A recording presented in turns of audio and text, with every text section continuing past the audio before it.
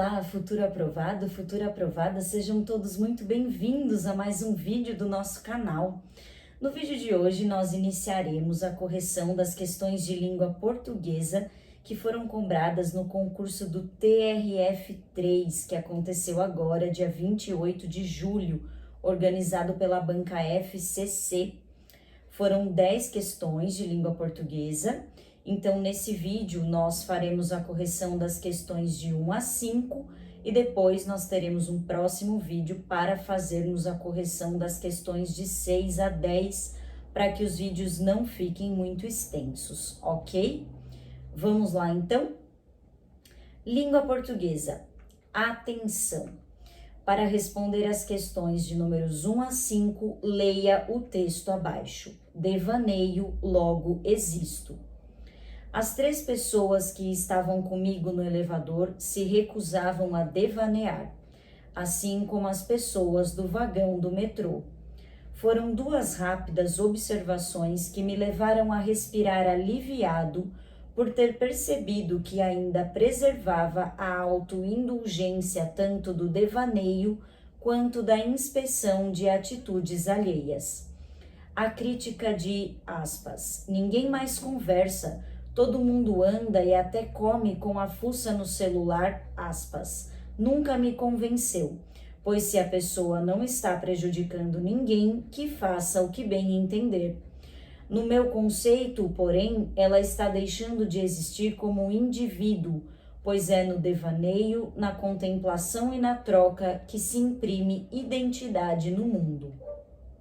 Explico melhor, e para isso recorro à inteligência artificial generativa, uma evocação à própria base de dados para a geração de conteúdos novos, sejam textos, áudios, músicas, imagens ou vídeos.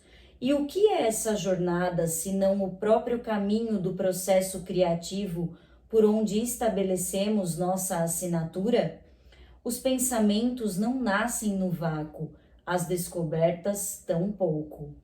Insights germinam do correlacionamento de memórias, da conexão das diferentes peças no repertório intelectual que fomos colecionando no decorrer da vida. A iluminação é elaborada em nosso devaneio, só que cada vez menos somos propensos à permissão de experiências tão somente contemplativas. Até o caminhar precisa ser preenchido por fone de ouvido, consumo de notícias, checagem de mensagens de WhatsApp. Quando dizem que a meditação é um dos pilares de estilo de vida saudável, não explicam devidamente sua importância. O próprio René Descartes, inspirador do título deste artigo e do cartesianismo, lançou obra chamada Meditações. Também não é explícito o risco do comodismo de entregar tudo o que torna humana a nossa espécie a um dispositivo. Já é sabido, desde o século XVIII, na Revolução Industrial, que as máquinas são superiores em produção, só que a mecanização não ativa a inteligência nem a razão, que são as ligas da vida e do real progresso dos seres humanos. Ainda no século XVII, os filósofos iluministas ensinaram o valor do devaneio na formação de pessoas com melhores decisões morais. Adaptado de Luiz César Pimental, revista Isto É, 15/3/2024, disponível em www.istoe.com.br. Uau! O primeiro ponto que eu gostaria de destacar com vocês é que se trata de um texto dissertativo argumentativo. Dissertativo porque ele discorre acerca de um tema, e aqui, qual é o tema central do texto? A importância do devaneio, que ele caracteriza como sendo experiências contemplativas, né? Experiências de meditação, de olharmos para dentro de nós mesmos e também de estabelecermos troca com o outro, né? Esse é o tema central. E argumentativo, porque ele deixa claro um ponto de vista, né? Então, ele não é imparcial, muito pelo contrário, ele defende a importância dessas experiências contemplativas e ele faz uma crítica à falta dessas experiências na vida cotidiana da contemporaneidade, né? Em detrimento de experiências mecanicistas e experiências rápidas e agitadas, enfim, experiências sempre pairadas por equipamentos eletrônicos, vivenciadas com equipamentos eletrônicos, ok? Então vamos lá. Primeira questão. No texto, a relação entre devaneio e existência é evidenciada pela alternativa A, discussão da conexão entre devaneio, contemplação e subjetividade, mas sem a apresentação de um ponto de vista claro e conclusivo. E aí, pessoal? Não, né? Ele faz sim uma discussão da conexão entre devaneio, contemplação e subjetividade, mas ele apresenta sim um ponto de vista claro e conclusivo, né? E aqui na alternativa está dizendo que sem um ponto de vista claro e conclusivo, portanto, essa alternativa está errada. Alternativa B, crítica à tendência contemporânea de supervalorizar o devaneio no lugar de constantes estímulos externos por comprometerem a essência humana? Não, né? Na verdade, aqui a alternativa trocou uma palavrinha, porque o que ele faz é uma crítica à desvalorização do devaneio na contemporaneidade em detrimento de constantes estímulos externos que comprometem a essência humana. E aqui na alternativa está dizendo que ele faz uma crítica à supervalorização do devaneio. Então, não, é exatamente o contrário disso. Alternativa C, alegação de que devanear é uma atividade supérflua na vida moderna, uma vez que a existência humana está mais ligada à produção e à eficiência. Não, né? Muito pelo contrário. Para ele, a atividade de devanear é o que faz com que nós imprimamos a nossa identidade no mundo. Então, ele não considera o devaneio como uma atitude, uma atividade supérflua no mundo. Muito pelo contrário. Alternativa D, sugestão de que o devaneio sobrepuja a essência humana, sendo necessário desafiá-lo por uma compreensão profunda da realidade. Não, né? Em nenhum momento ele fala que é necessário desafiar o devaneio. E a alternativa E, que é o nosso gabarito, defesa de que devanear é fundamental para a vida humana, pois é por meio dessa atividade que se constrói identidade e se estabelece conexão com o mundo. Perfeito! É exatamente isso que ele diz aqui no texto, né? Sobre a importância desse processo de devanear e que é justamente nessas experiências de devaneio, de troca, de contemplação, que nós imprimimos a nossa identidade no mundo. E é exatamente isso que está sendo dito na alternativa E, que é, portanto, o nosso gabarito. E aí, pessoal, o que vocês acharam dessa questão? Questão puramente interpretativa, certo? Aqui não é exigido conhecimento gramatical, né? Mas é exigido uma capacidade interpretativa bem bacana, né? Bem boa. Eu particularmente gosto muito de questões assim, né? Porque eu acredito que o conhecimento gramatical, ele deva ser visto como o meio para um fim, que é qual? A capacidade de nós conseguirmos interpretar os diferentes tipos de texto, né? Então, gosto muito de questões desse tipo interpretativas. Me falem vocês aí nos comentários o que vocês acham desse tipo de questão. Questão 2.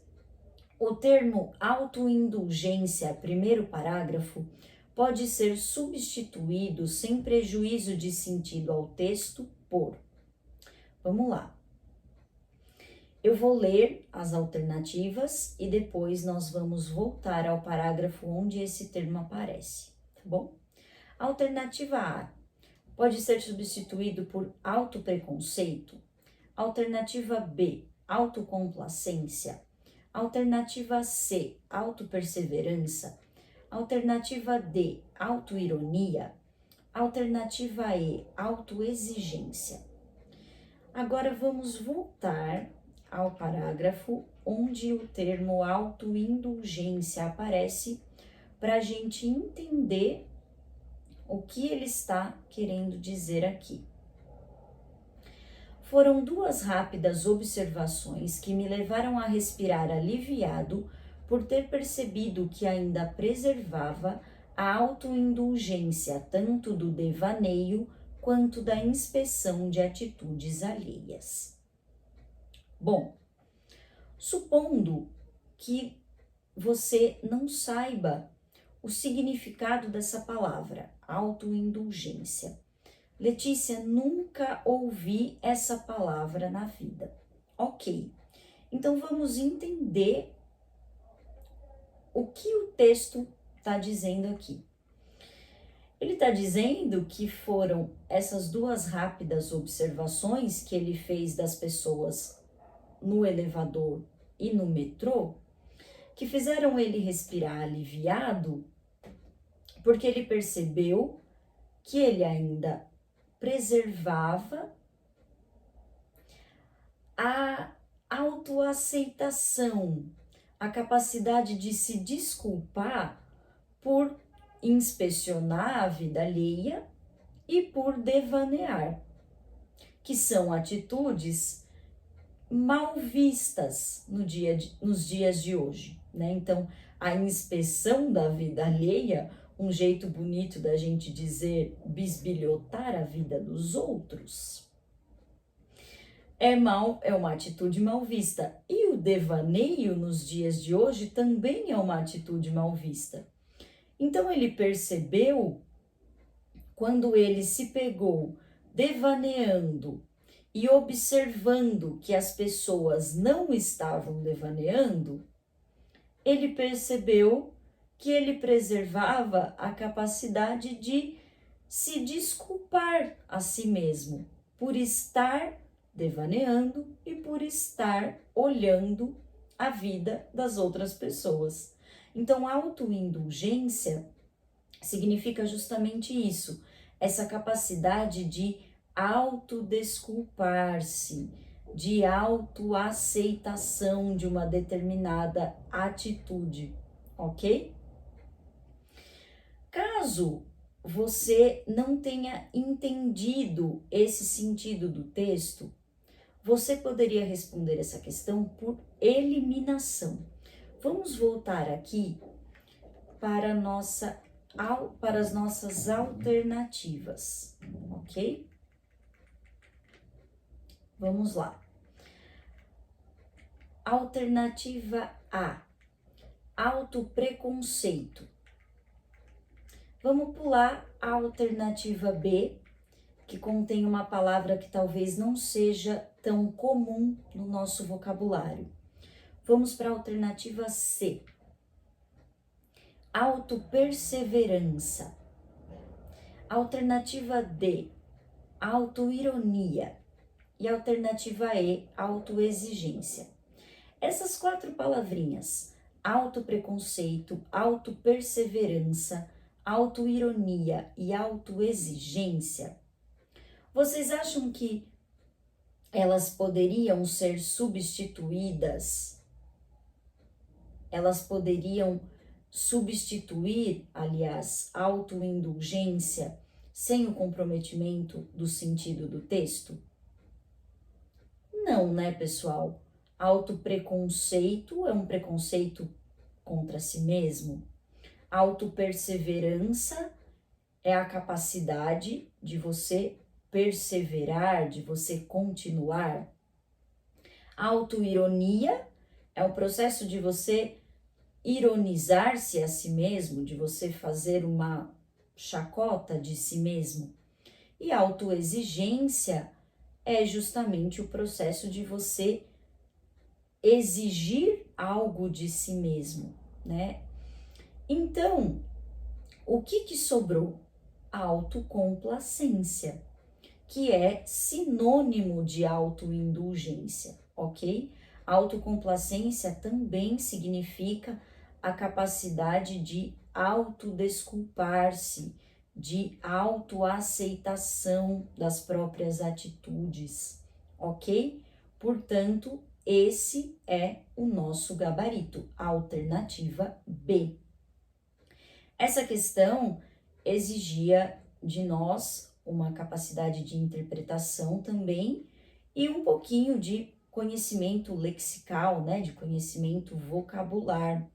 Mas a gente poderia responder tanto entendendo o sentido daquele parágrafo, quanto por eliminação, né? Porque pelo menos as 4 alternativas A, C, D e E traziam palavras que são bastante comuns no vocabulário de todo mundo, né? Caso nós não conhecêssemos o significado nem de autoindulgência e nem da alternativa B, que trazia autocomplacência, ok? Questão 3. O uso do advérbio também, terceiro parágrafo, implica 2 aspectos no texto. Vamos voltar ao terceiro parágrafo, onde ele apresenta o também.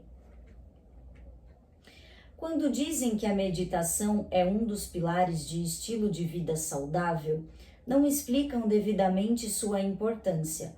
O próprio René Descartes, inspirador do título deste artigo e do cartesianismo, lançou obra chamada Meditações. Também não é explícito o risco do comodismo de entregar tudo o que torna humana a nossa espécie a um dispositivo. Bom, o também aqui, o que ele está evidenciando, pessoal? Ele está fazendo uma ligação, certo? Entre 2 aspectos, porque o também ele é um advérbio, então ele está fazendo uma adição. Então aqui no primeiro momento ele diz sobre a importância da meditação, ok? E depois ele diz também não é explícito o risco do comodismo de entregarmos tudo o que torna humana a nossa espécie a um dispositivo. Então, também ele estabelece esses 2 aspectos, a importância da meditação e o risco do comodismo de entregar tudo o que torna humana a nossa espécie a um dispositivo. Vamos procurar aqui, dentre as alternativas, onde nós encontramos essas 2 opções, a importância da meditação e o risco do comodismo. Alternativa A superioridade das máquinas e a moralidade das decisões? Não, nada disso. Alternativa B, o devaneio das pessoas e a crítica de René Descartes? Não. Alternativa C, o lado humano da nossa espécie e o uso de dispositivos? Não.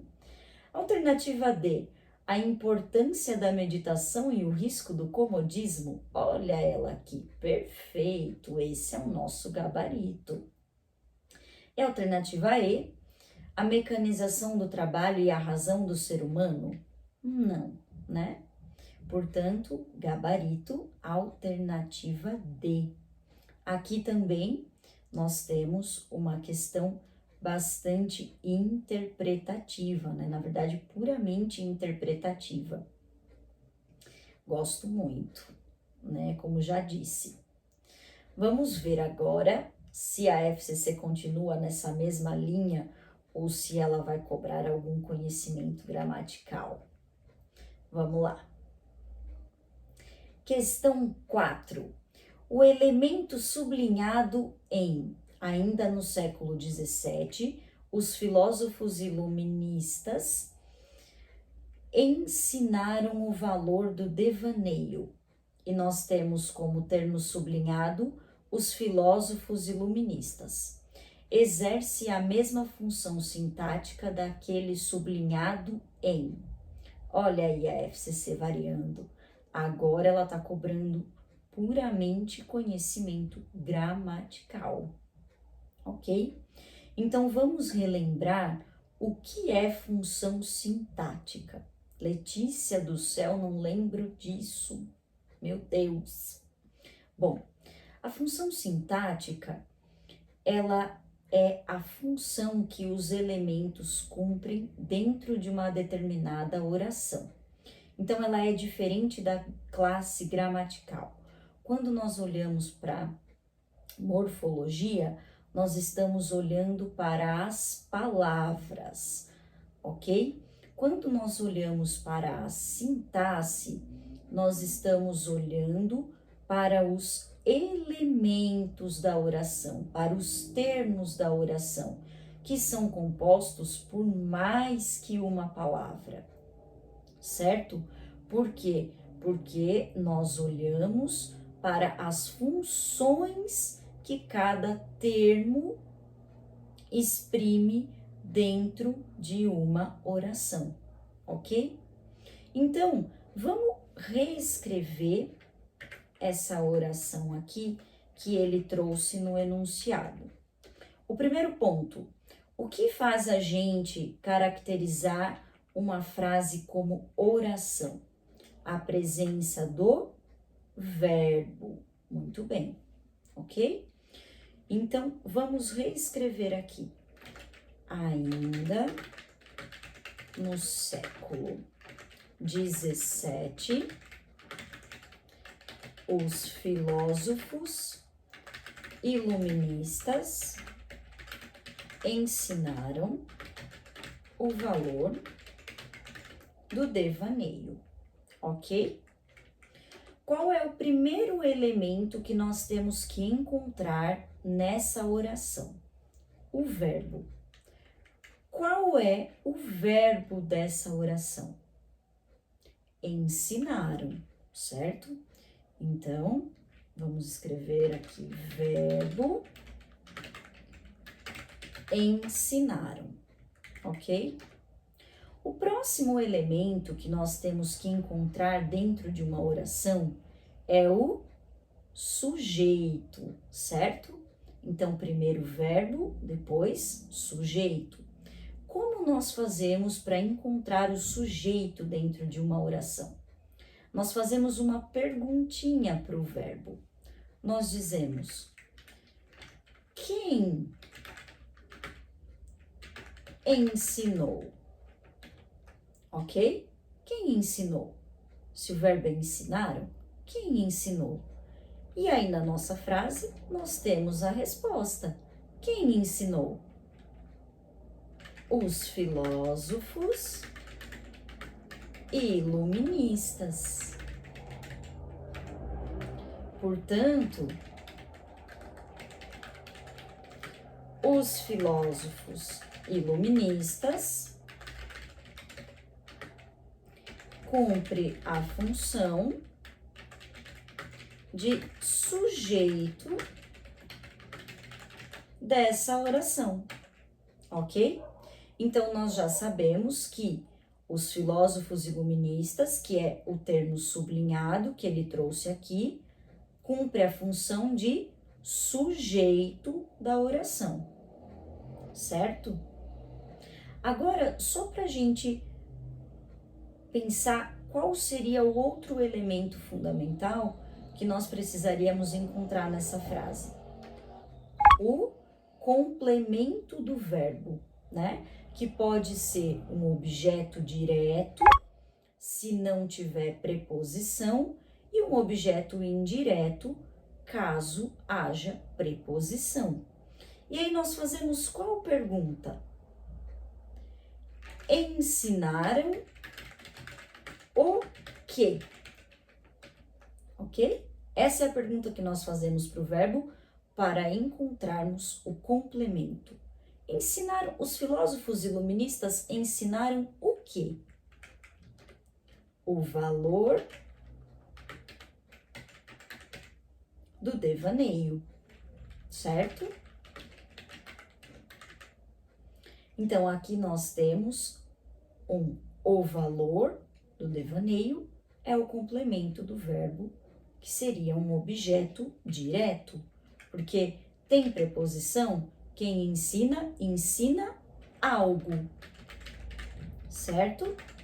Então, aqui, objeto direto.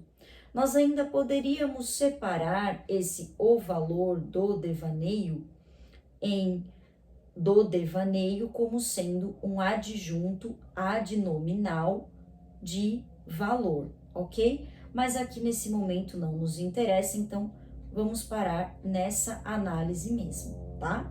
O valor do devaneio como objeto direto. Então, nós temos ensinaram verbo, os filósofos iluministas, sujeito, o valor do devaneio, objeto direto. E ainda nós teríamos ali, ainda no século XVII. Esse ainda no século XVII, ele é um elemento acessório, porque se ele não estivesse presente nessa frase, se nós só tivéssemos assim, os filósofos iluministas ensinaram o valor do devaneio, a frase estaria completa, certo? Portanto, esse ainda no século XVII é um elemento acessório da oração. Quando nós temos elementos acessórios, geralmente, nós dizemos que esses elementos acessórios cumprem a função de adjunto adverbial, ok? Qual é a pergunta que nós poderíamos fazer para esse verbo que poderia ser respondida por ainda no século XVII? Vamos lá, vamos pensar juntos. Qual é a pergunta que nós poderíamos fazer para o verbo que poderia ter como resposta ainda no século XVII? Quando? Vamos escrever. Quando os filósofos iluministas ensinaram o valor do devaneio. E aí nós temos como resposta ainda no século XVII, ok? Então, esse ainda no século XVII, ele é um adjunto adverbial de tempo, porque se a pergunta que eu fiz foi quando, eu tenho uma resposta de tempo. Então, ele é um adjunto adverbial. Por quê? Porque ele acrescenta ao verbo um tempo, certo? O adjunto adverbial, ele vai acrescentar uma ideia ao verbo. Ele não seria necessário, mas ele é utilizado para acrescentar uma determinada circunstância, que no nosso caso é uma circunstância de tempo. Então, ainda no século XVII, nós classificamos como adjunto adverbial de tempo, ok? Belezinha, fizemos toda a análise sintática dessa oração que ele trouxe no enunciado. Vamos relembrar o que ele está pedindo? Ele trouxe como termos sublinhados os filósofos iluministas.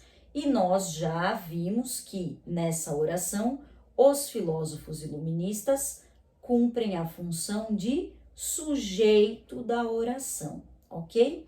Então nós temos que encontrar em qual dessas alternativas o termo sublinhado também cumpre a função de sujeito da oração, ok? Vamos procurar? Vamos lá. Alternativa A. Só que a mecanização não ativa a inteligência nem a razão. O termo sublinhado é a mecanização. Vamos reescrever essa frase só para a gente encontrar qual é a função sintática do termo sublinhado.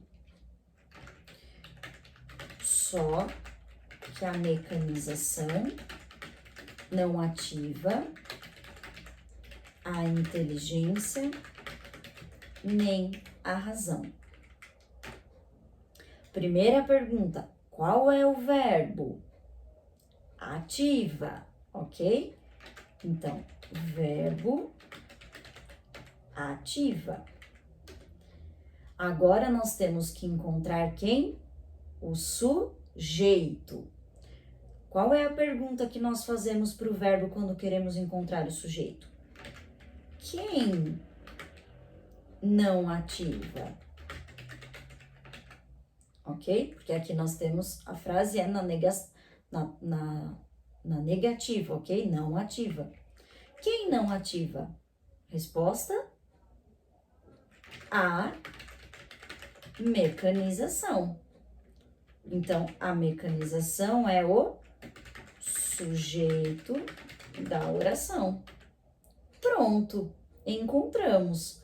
Nós queríamos uma alternativa em que o termo sublinhado cumprisse a função de sujeito da oração e nós já encontramos. Aqui, a mecanização é o sujeito dessa oração.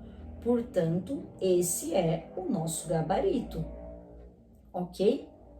Vamos ver as demais alternativas rapidamente, só para que a gente possa ver por que elas estão incorretas. Alternativa B. As 3 pessoas que estavam comigo no elevador se recusavam a devanear. Eu dei essa paradinha porque o termo sublinhado é no elevador. Então, lendo novamente, as 3 pessoas que estavam comigo no elevador se recusavam a devanear. Termo sublinhado no elevador. Qual é o verbo? Estavam, ok? Aqui nós temos o que nós chamamos de verbo de ligação. Quem é o sujeito? Quem estava comigo no elevador? As 3 pessoas, ok? Estavam com quem? Comigo. Então, esse é o complemento do verbo, que aqui nós chamamos de predicativo, ok? No elevador, que é o nosso termo sublinhado, qual é a pergunta que nós fazemos para o verbo para que a gente tenha uma resposta de no elevador, de lugar? Onde? Onde as 3 pessoas estavam comigo? No elevador. Então, no elevador está acrescentando ao verbo uma circunstância de lugar. Portanto, nós temos um adjunto adverbial de lugar, ok? Alternativa C. Ela está deixando de existir como indivíduo. E aqui nós temos o termo sublinhado, indivíduo. Vamos lá. Qual é o verbo? Está deixando. Aqui nós temos uma locução verbal. Quem está deixando? Ela. Portanto, ela é o sujeito da oração. Está deixando de quê? Quem deixa, deixa de fazer alguma coisa. Está deixando de existir, complemento do verbo, objeto indireto, porque nós temos a preposição de existir como indivíduo, ok? Então, de existir como indivíduo é o nosso objeto indireto dessa oração, certo? E o termo sublinhado é indivíduo.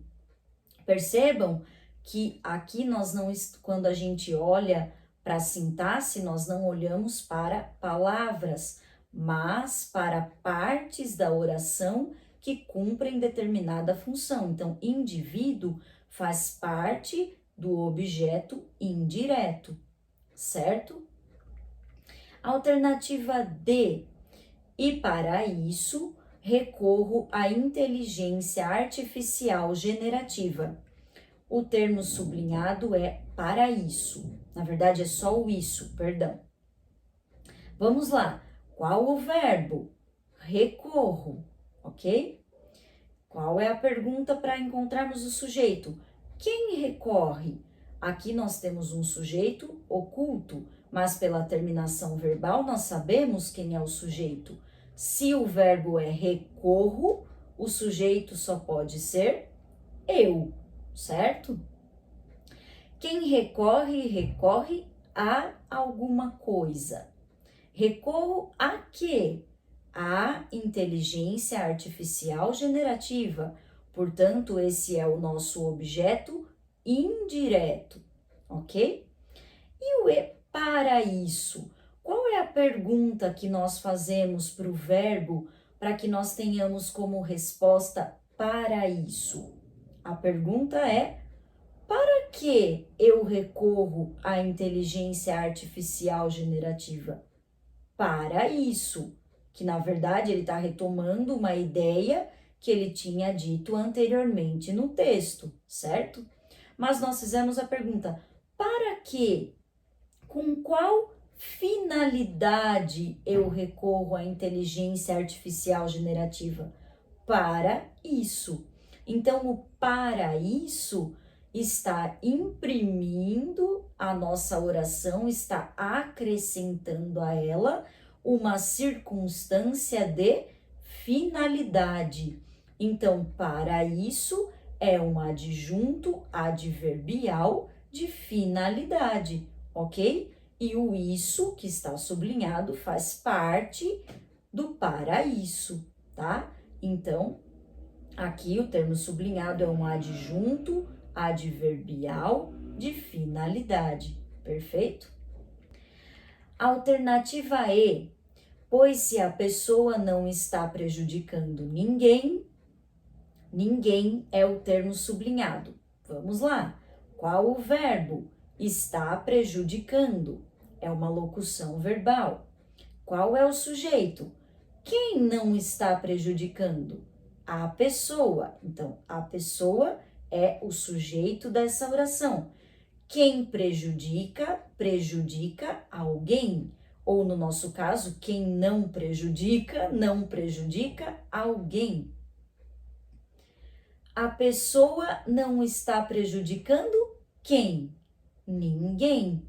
Então, o ninguém é objeto direto, porque não tem preposição, ok? Então, ninguém, objeto direto.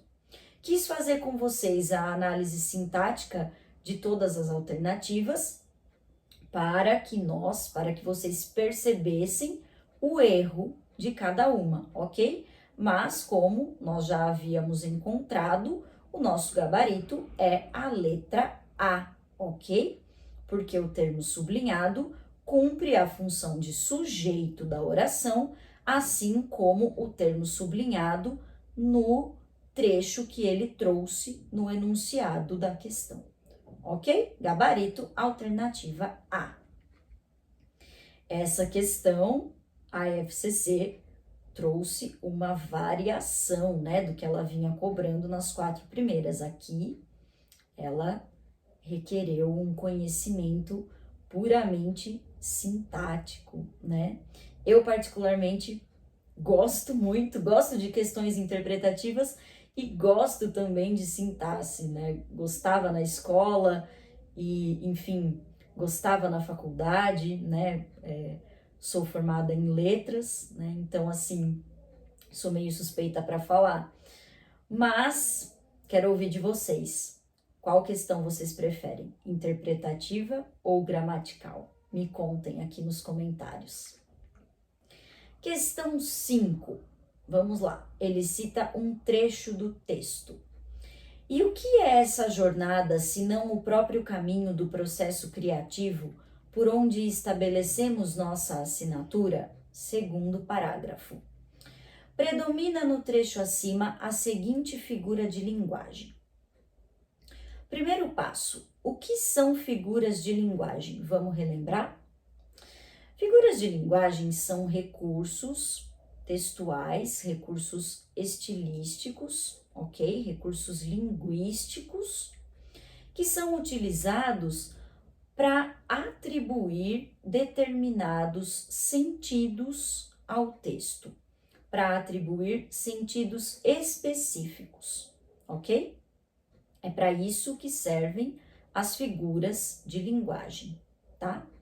Então, vamos ler quais figuras de linguagem ele apresenta aqui nas alternativas e aí a gente vai falando sobre cada uma delas, tá? Personificação, alternativa A. Bom, o que é a personificação? A personificação é a figura de linguagem que é utilizada para atribuir características típicas de seres vivos a objetos, ok? Então, quando eu digo, por exemplo, a viola chora, quem chora, na verdade? Quem tem a capacidade do ato de chorar no sentido literal? Quem produz lágrimas? Somente seres vivos, ok? Então, quando eu digo a viola chora, eu estou atribuindo uma característica que é típica de seres vivos, que é exclusiva dos seres vivos, a um objeto inanimado. Isso é a personificação, tá? Nesse trecho que ele citou, nós temos a personificação? Não, né? Alternativa B, antítese. A antítese é a figura de linguagem utilizada quando duas palavras, quando dois termos dentro de um texto ou dentro de uma oração exprimem ideias contrárias, ok? Então, por exemplo, noite e dia, tá? Isso é uma antítese, certo? Nós temos antítese nesse trecho. Depois eu vou ler o trecho novamente com vocês, tá? E aí, tendo explicado as figuras de linguagem, vocês vão perceber. Alternativa C, anacoluto. Essa é uma figura de linguagem que a gente utiliza quando a gente quer dar ênfase a um determinado termo dentro de uma oração. E para isso, para enfatizar esse termo, a gente tira ele da posição que seria correta gramaticalmente falando, sintaticamente falando. Então, vou escrever aqui um exemplo para ficar mais claro. Vamos lá. Maria, vírgula, soube que ela morreu. A gente fala assim, não fala? A Maria soube que ela morreu. Como que essa frase seria correta do ponto de vista sintático, do ponto de vista gramatical? Vamos escrever aqui. Soube que Maria morreu, ok? Então, a frase correta do ponto de vista sintático seria soube que Maria morreu. Mas, quando eu quero dar uma ênfase na Maria, o que eu faço? Eu jogo esse termo lá para o começo da oração e depois eu retomo esse termo, Maria, por meio do pronome ela. Então eu falo, Maria soube que ela morreu. Isso é o anacoluto. É até difícil de falar essa palavra, né, gente? Mas é isso. Isso é o anacoluto, ok? Alternativa D, hipérbole. O que é a hipérbole? É a figura de linguagem utilizada quando nós queremos dar uma ideia de exagero, ok? Então, quando eu digo Maria é milhões de vezes mais bonita que João, eu estou utilizando uma hipérbole, tá? Nesse milhões de vezes. E a alternativa E, metáfora. O que é a metáfora? A metáfora, ela é uma comparação de uma forma mais estilisticamente mais rebuscada. Por quê? Porque na comparação eu uso uma conjunção que evidencia os termos que estão sendo comparados. Então, quando eu falo ela é bonita como uma flor, ok? Eu estou usando comparação. Fica claro, né? A conjunção como deixa claro que eu estou comparando a pessoa a uma flor. Ela é bonita como uma flor. Na metáfora, quando eu uso a metáfora, eu não uso o termo comparado e eu não uso a conjunção. Então eu digo simplesmente, ela é uma flor. E aí você entende por que ela é uma flor, porque ela pode ter o perfume da flor, porque ela pode ter a beleza da flor, mas percebam que o termo comparado, eu não preciso dizer ela é tão bonita como uma flor. Eu digo simplesmente ela é uma flor, ok? Isso é a metáfora, tá? Agora, tendo entendido todas essas figuras de linguagem, vamos reler novamente o trecho que ele traz, para a gente perceber qual é a figura de linguagem que predomina nesse trecho. Agora, tendo entendido todas essas figuras de linguagem, vamos reler o trecho que ele está citando nessa questão, para a gente poder perceber qual é a figura de linguagem aqui presente. E o que é essa jornada, se não o próprio caminho do processo criativo por onde estabelecemos nossa assinatura?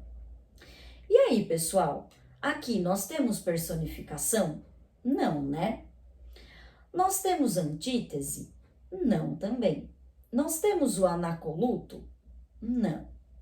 Nós temos hipérbole? Não. E metáfora? Nós temos? Temos. Por quê? Porque ele está dizendo que essa jornada, qual jornada? A jornada de nós vivenciarmos experiências contemplativas, experiências de troca, experiências de devaneio. Essa jornada é o caminho do processo criativo por onde nós estabelecemos nossa assinatura. Entendem? Ele está comparando a jornada de vivenciarmos experiências de troca, devaneio e contemplação ao caminho do processo criativo por onde nós estabelecemos a nossa assinatura, por onde nós imprimimos a nossa identidade no mundo. Mas ele não evidencia essa comparação.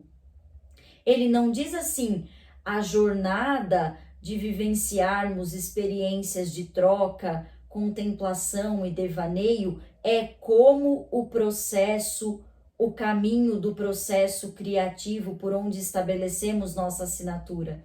Não, ele diz, o que é essa jornada se não o próprio caminho do processo criativo por onde estabelecemos nossa assinatura?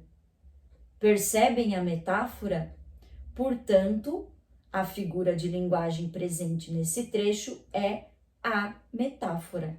Gabarito, alternativa E. E assim nós encerramos esse vídeo. Espero que vocês tenham gostado. Aguardo vocês no próximo vídeo para nós continuarmos a correção das próximas questões de língua portuguesa. Um grande abraço, até a próxima e bons estudos!